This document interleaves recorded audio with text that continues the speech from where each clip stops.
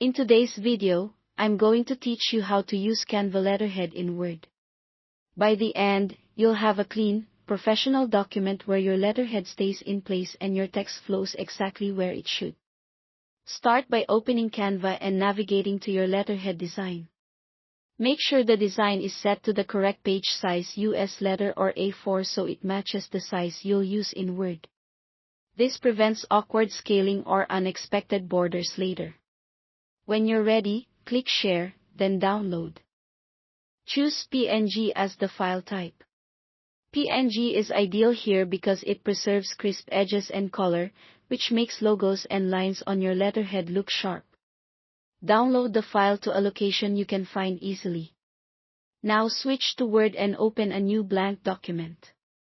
Using a fresh document keeps everything clean and helps you see exactly how the page will print. Go to Insert, choose Pictures, then this device, and select your downloaded PNG. It will drop into your page as a standard image.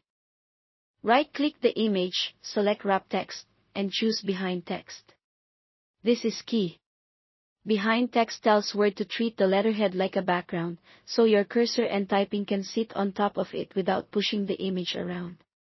Next, click the image to select it and drag from the corners to resize. Use the corner handles so you don't distort your design. Fit it to the page so the edges line up neatly with your document's margins. Keep an eye on the top and bottom areas. Your letterhead elements should live in the header and footer regions, which keeps your body text consistent and stops the letterhead from shifting as you type.